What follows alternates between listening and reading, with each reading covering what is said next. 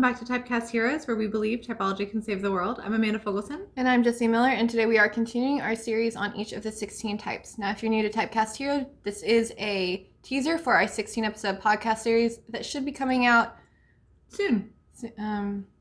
Should be coming out. And if you want more information about that project or about the research, please go watch our very first video, Welcome to Typecast Hero, and do have mercy because that video is a little rough. But it is worth watching just so you can understand what we do here. So this teaser series is supposed to be about the cognitive functions that make up a type. It's also about how society can better interact with them and how they have a specific role for society. And today's type is the ESFPs. ESFPs. Woo. So in the shirt, it's for you guys. Go boldly. Go boldly. Go boldly, because that is what you guys do every single day. Every video we say this, so y'all could probably repeat it with me. Say after me.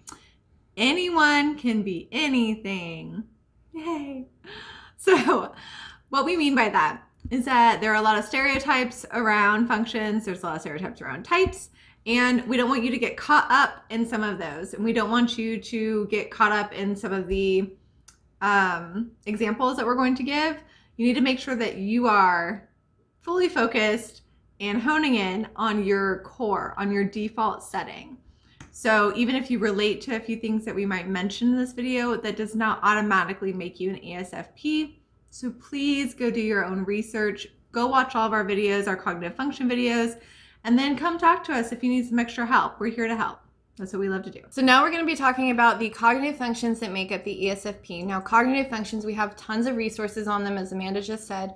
We have a video that explains what they are, what they mean, what your cognitive function stack is. But just if you are brand new to Typecast Hero, cognitive functions are mental processes that we use to make decisions and perceive information. And I say that so many times, it's like my catchline. But it is a pattern of behaviors that you use for these certain mental processes. Mm-hmm. So we use at Typecast Hero, we talk about your cognitive stack. We are using the names assigned by Isabel Briggs and Catherine Myers. I said that backwards. Yep. Catherine Briggs, Isabel Myers, and by John Beebe's work. So if you are not familiar with the terms that we use, that is where they come from. So the very first function is the hero function. So the hero function is the one that a person leads life with. When they come into an environment, this is the thing that they most likely do first in their brain. So for a ESFP, that is extraverted sensing, and there's a whole video on ESFPs and extraverted sensing. Go watch that one because ESFPs are specifically mentioned in it. But extraverted sensing means that you interact with an environment by seeing it exactly as it is, and they see all of the details of the things. They see concrete, tangible, practical, actual reality, and we both fangirled real hard about it in extraverted sensing. Can we plug that video anymore? But we watched, so serious. We did fangirl very hard in that video because extraverted sensing is foreign to both of us because it is my inferior and it is her demon function. So, which we will explain in later videos, but it's something that we don't use in reality. So we're not very connected to reality, and extroverted sensors, particularly ESFPs in this point, really are connected. Some people argue that other types see reality better, but I argue that ESFPs, because of this extroverted sensing, can see reality best. They can see clarity more than any other type, excluding the ESTPs who lead with the same function.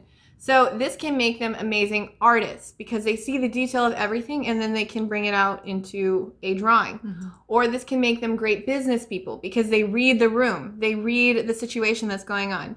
This can also make them good performers, again, because they can read the room really, really well. Makes them great first responders. They can be good at lots of things, but extroverted sensing hero gives you a unique skill set that the other perceiving functions just do not give. I mean, nowhere near. It's just not even close. Extroverted sensing also tends to be associated with attractiveness and being good at sports. Now, ESFPs, you can be both of those things. You can be very good at sports and you can tend to care a lot about your physical appearance. But if you are an ESFP and you don't care about those things, that's fine too. So we had ESFP Spaz respond to our interview request and he filmed it with an ESTP, but he mentioned that extroverted sensing is really action, and it's action in the moment. Mm-hmm. So in the moment that somebody's wanting to act, if that action is not focused on appearance, that's okay. It doesn't make it any less moment-based, action-based. It just means that that's not what they're particularly focused on. So those stereotypes, while they can be true, they don't have to be true just because you have an extroverted sensing hero. They have a tendency also to sprint into action, to be the first ones to respond to an event. It also makes them want to solve problems now. So again, on the extroverted sensing flow state, we were just plugging all of the extroverted sensing YouTubers today, but flow state commented and made a response video about how he tends to make tactical decisions based on this data. So whereas introverted intuition would make this grand plan, but it may not actually be that based in reality, when a person who has extroverted sensing does it, they are making it based on all of the data available to them in this moment. And so that means that they can be incredibly adaptive and strategic when it comes to planning things, because they're not married to an idea like an introverted intuitive would be, which is, again, they both have their unique gifts that they bring. Now we're going to talk about the second and third function, or auxiliary and tertiary, or parent and child. So again, go watch the cognitive function stack video if you don't know what those mean. So for a ESFP, their bridge is a introverted feeling and extroverted thinking. That is their decision-making functions. I forgot the word. Those are the decision-making functions. And so again, depending on the theory, ESFPs, I personally believe, use these two things equally to make decisions because they're a judging bridge. So introverted feeling is when you have a set of morals and values and beliefs that you can't necessarily logic your way through. You just know what feels right according to you. And so on the other end of that, in the third function, or the child function, is extroverted thinking. Extroverted thinking is very much focused on bringing order and logic and efficiency to the outside world and structuring all the things. So for an ESFP, sometimes this can make them feel like they are constantly being pulled between what they feel and the logic they want to bring out into the world. Because introverted feeling in that second function is a compulsion. It is somebody who's going to yank you back. And it's going to make you very much feel like you have to do these things. Like you have to check it against your own moral code and your own value system, all of your actions. What tends to happen with ESFPs is because they are so focused on this moment and living in the moment, they will jump from their extroverted sensing to their extroverted thinking. So extroverted thinking in the third function, or the child function, tends to be kind of bratty. Everybody's third function can be bratty. It can also be very innocent and very naive. Playful, but if you don't tend to it the correct way, it can be real bratty. So extroverted thinking is when a ESFP will want to put their foot down and put logic into this world and bring it about. So they can be very, like I said earlier, very good business people because they jump between the two. They read the situation and then they want to organize all the things, everything. And that doesn't just have to be physical objects, though it tends to be with ESFPs, but it can also be with business plans or with a calendar. So ESFPs are not known for being super great planners, but if that is it was pointed out to me that if that is their task in the moment is to plan, then they can. It's like the future feels they have a hard time imagining the future. So for them, there can be not exactly a sense of urgency. However, if you give them that task, if their task in the moment is to make a plan, then they can make an excellent plan because they'll jump from extroverted sensing to extroverted thinking.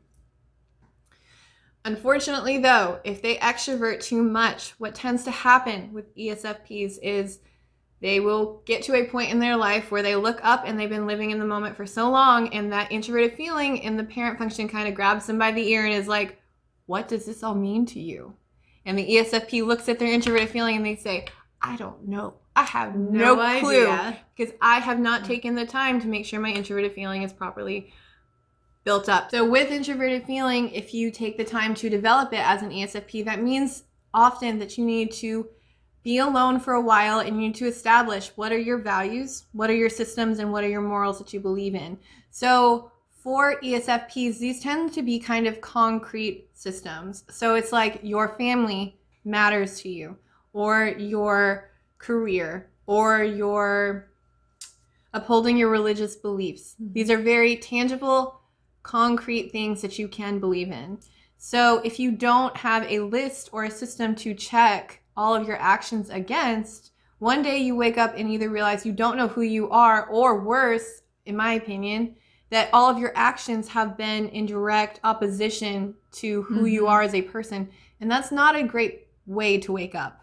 Right. Essentially, you've built a life around something that actually goes against what you value and what your morals are because you didn't check in with it.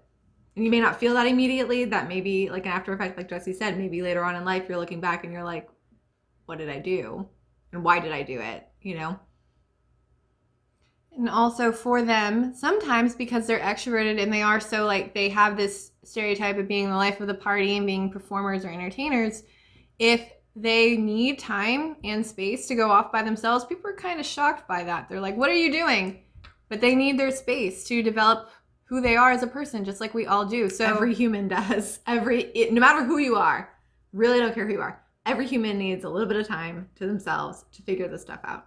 Something else I've noticed is that if an ESFP is one of those who is more connected to their introverted feeling, if they've got extroverted sensing and introverted feeling very strong, and then their bottom two functions are not as developed, they can actually come across really serious and really focused and really businessy because they have a strong sense of self. And that's pretty awesome to see. So ESFPs don't have to look like the ballerina cheerleader, but they can. Yeah. If you're a cheerleader ESFP, hi there. But if you're a person who works in a business and you are an ESFP, or you're somebody who works for yourself, you own your own company, then that's valid too. So again, we look at more how your brain works, not so much the stereotypes associated with what the archetypes of MBTI have become. So another thing about the extroverted thinking child is it's very action oriented and it's very business-y. It has a lot of business-y tendencies. So I work with an ESFP and she would first astound me with how she could find anything on my desk that I had misplaced. I would have misplaced something and I'd look for it for hours and she'd walk in and she'd find it. The other thing she was really good at is organizing my space, because if you can't see it, but this is my office and my desk is a disaster. Y'all don't even know. You don't even know. I mean, I know where everything is, maybe. Anyway, so she would come in and she would organize all of the things way better and way more efficiently than I could even imagine. So something else that happens is they come across very full of them, not full of themselves, but like very intelligent and very focused, because they see a problem and then they use their extroverted sensing to see all of the facets of the problem, and then they use their extroverted thinking to figure out a way to fix it, and then they do that thing. So they come in, see the issue as that is, and they say, okay, this is how we fix it. And I saw it over and over again with my ESFP coworker. And they actually fix it though. There's a lot of types that can see the problems and then say, now you go fix it. Right, but ESFPs can fix it themselves. So that means that they can be very good at office work. They can be very good at paperwork. They can get things done if that is the action that they want to do. Unfortunately though, because it is a child function, that also means that they can perceive a right way to do things. And sometimes that can come across as incredibly aggressive and a little bit bossy. But remember, there is a scale. So some ESFPs are going to be more close to their extroverted sensing, introverted feeling. And so those types are going to be way more kind of like the emotional sorts, not even emotional, but just the more empathetic looking ones, the more personable ones, probably the ones who are more in artistic fields. And then there are the ESFPs who are jumping between extroverted sensing and extroverted thinking. And those are the ones who seem more businessy and more focused. And both types are valid, in my opinion. They do have in their fourth function, now we're going to talk about that one, this is the inferior position. Now remember, the inferior position is the one that your ego feels badly about. Your ego feels self-conscious about it. Your ego feels like it knows that it's not good about it. So sometimes this can make any type feel very defensive about this position. So for an ESFP, that is introverted intuition. So introverted intuition is abstract concepts and theories and meanings, and often it is thinking about time. And so it future paces forward for things. or it will consider, what is the deeper meaning of this? What is the meaning of life? What is the word life? Where did this all come from? What are we all doing here? Things like that. It goes down those deep, deep, deep rabbit holes. So for an ESFP, sometimes this means that they have difficulty planning for the future, or they have difficulty getting really deep into a conversation like that, or they see the futility of doing something like that. One of the biggest mistakes society can do to an ESFP is tell them that they're dumb. Yep. Don't do that, because they already feel like they can't get deep, and they can. I have many times with ESFPs, but they feel like they can't have a deep conversation already. They feel kind of self-conscious about it. They feel like they're supposed to show up a certain way. Like they're supposed to be that bubbly, like, you know, type of person coming into a conversation. Right. And that's essentially, again, what society has done to these people, to this type. Mm-hmm. And it's come with a lot of negative stereotypes, like ESFPs can't plan, they're bad at money, they're bad at philosophy. And again, it was pointed out to me that this is wrong. If the action in that moment is to have a deep conversation with you, they can have a deep conversation with you because they can get into their introverted intuition, inferior function, especially as they get older. They start to look at, what does this all mean? What is the deeper meaning? And they get a little better at figuring out ways to plan for the future, because as we age, we all get better at things. So it can make them, even still, they can still feel very badly about that function. And so one of the worst things you can do is remind them how bad they are at it. Please don't do that to an ESFP. And one of the things also that introverted intuition does is it gives them kind of, sometimes they will be self-conscious about the future, so they'll get really into tarot, or they'll get really into astrology, because they want to cling to something to make sense of the future, because the future seems really foreign to them. And again, if you are so attached to this moment, they're the types that are the most attached to reality. If this is all there is, this moment right here, the future is really hard to see. So I've said this before, and I'll probably say it again, but I talked to an ESFP who said he couldn't plan more than 3 weeks out because he visually could not picture it. It seems so not real, so made up, so fantastical, if you will. So keep that in mind when you are dealing with an ESFP. If you were like, hey, what's your 10-year plan? You probably need to give them a minute to figure that out. Like, don't expect them to come up with something like a couple minutes to figure it out. Give them like a day or two. Yeah. So give them time. So we've been kind of talking about the role of society and how you should handle your ESFP. But the other role of society is, don't expect them to be bubbly. They don't have to be bubbly. If you are an ESFP, particularly if you're an ESFP man, and you are not bubbles, fantastic. But also, as an ESFP woman, you're held to that standard even more so, because you're expected to be that girl that walks in the room and you're like, hey everyone, I'm Miss Popular, I'm whatever. And you can be, because my coworker is incredibly popular, incredibly happy, incredibly bubbly. But she had goals. She was smart. She is smart. She has plenty of other characteristics aside from being a bubbly little cheerleader. So even though she wasn't a very good one, she had all of those traits. Yeah, right? She absolutely did. She really did. And so it's just, you don't put them in a box. Don't put them in a box and say, this is all you can do. That's not right. Yes. And the other role of society, like I mentioned with their introverted intuition inferior, take them seriously, because sometimes, because they come across so bubbly, when they have some of them can come across bubbly, when they have an idea, people don't tend to take them seriously unless they are really looping hard between extroverted sensing and extroverted thinking. They tend to not listen to what they have to say. And they can offer good insights too. Remember, they see reality as it is, so they are probably catching things you are not. So you should do them that kindness of at least hearing them out. They don't have to entertain you. They don't have to make things fun. They can, and they're really good at it, but they don't have to do those things. None of these things are an obligation. So their role in society is most important for me is that they know themselves and that they love themselves, because extroverted sensing it is so attached to this reality that it makes it hard sometimes to introspect. So ESFPs, if you're watching this, go introspect. Go spend some time on yourself. Go spend some time doing some self-care and figuring out what it is that makes sense to your introverted feeling, and then go do that thing.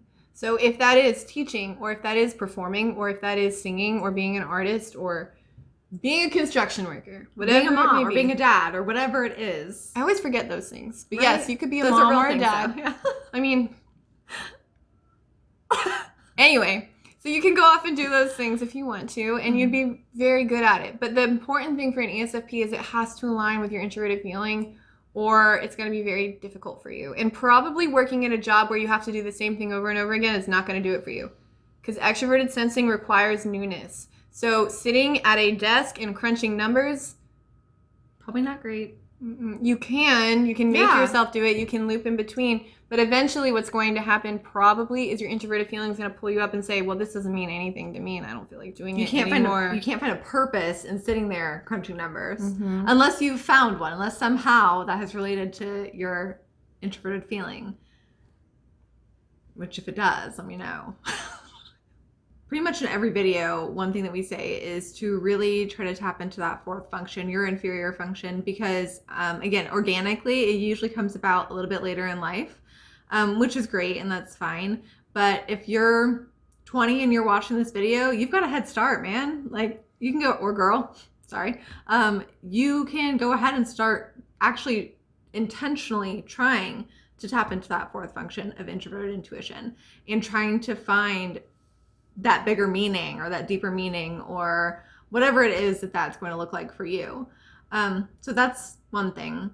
And the second thing is not so much an area of personal growth as it is just a little bit of grace, I guess, that if you do need to be by yourself, or if you do want to be taken seriously, or if you do want to go and have a deep conversation, make it happen and make it known, because so many times automatically people will write you off, and that's a really, really, really hard thing to experience, especially if you're someone who does want to be taken seriously, or if you're someone who does want to go into business, or if you're a woman who does tend to loop between the extroverted sensing and extroverted thinking, or if you're a man who does, but people still want to look at you and say like, oh, you're supposed to entertain me, or hey, why aren't you bubbly and happy and so personable today, or whatever.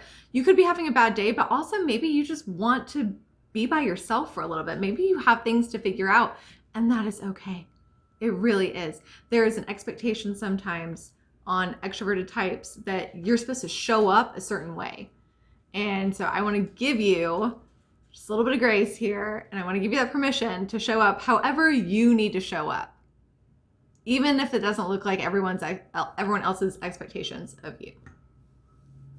Go boldly. Go boldly. Do it. Got it.